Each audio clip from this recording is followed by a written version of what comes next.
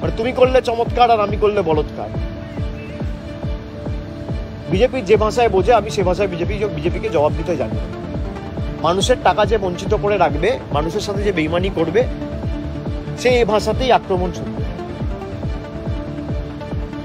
তার কারণ আদালতের জজেরা যারা এই মামলা শুনছিল, এসএসসি মামলা, তারা বিজেপির প্রার্থী আছে আজকে, এবং যারা পরিকল্পিতভাবে বিজেপির কথায় রায় দিচ্ছে। দেখুন, 100 দিনের টাকা যখন বন্ধ ছিল, আমি বলেছিলাম যে হতে পারে যে 10 জন মানুষ, 100 জন মানুষ, 1000 জন লোক, 5000 জন লোক হয়তো দুর্নীতি করেছে। তার জন্য আপনি 60 লাখ মানুষের টাকা বন্ধ করে রাখতে পারেন। আজকে 25,000 যোগ্য লোকেরও চাকরি কেড়ে নিল আদালত। তার মানে আদালতের তর্কেই যদি আমি ধরি, একজন বিচারপতি থাকাকালীন বলেছে বিজেপি অ্যাপ্রোচ নি অ্যান্ড আই অ্যাপ্রোচ বিজেপি, মানে বিজেপির সাথে তিনি যোগাযোগে ছিলেন। তাহলে সেই বিচারপতি যদি বিজেপিতে যায়, তাহলে ভারতবর্ষ থেকে কলকাতা হাইকোর্টটাকেই তো তুলে দেওয়া উচিত।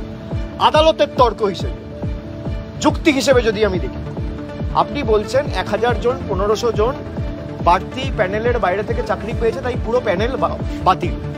তাহলে একজন বিচারপতি বিজেপিতে জয়েন করেছে, তার মানে তো সব বিচারপতি বিজেপি হয়ে গেল। আমি তো তা বলছি না। তো আপনার যুক্তি যদি ধরে নিই, তার মানে তো তাই হচ্ছে। বিচারপতি বলেছেন যে সবার চাকরি বাতিল করে দেওয়া হবে, এবং তার দুদিন আগে বিজেপির নেতা শুভেন্দু অধিকারী তিনি বলছেন আমি সপ্তাহের শুরুতেই বোম ফাটাবো। একটা সপ্তাহ শুরু হয় কবে? সোমবার। আপনারাই বলছেন সোমবার, রায়টা এলো কবে? সোমবার। এটা কি কাকতালীয়? আমি এইটুকু প্রশ্ন খালি সাধারণ মানুষের কাছে রাখছি।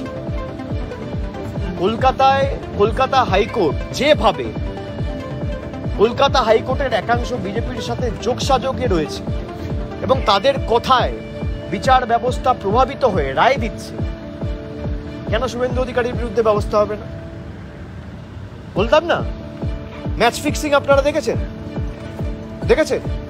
যারা বেটিং করে বলে পরের বলে ছক্কা হবে, তাই হয়। কেউ বলে পরের বলে আউট হবে, তাই হয়। কেউ বলে পরের বলে একটা ইয়র্কার দেবে, তাই হয়। এগুলো হচ্ছে অর্ডার ফিক্সিং, দুর্ভাগ্যজনক। Court fixing. আগে আমরা বেটিং শুনতাম, এখন বেটিং এর নতুন মাত্রা অ্যাড করছে কলকাতা হাইকোর্টের একাংশ। বিজেপির লোকেরা বেটিং করছে, আর সেই বেটিং এর চক্র, সেই বেটিং এর দোসর হিসেবে কাজ করছে কিছু বিচার ব্যবস্থার বিচারকের আসনে থাকা বিচারপতিরা।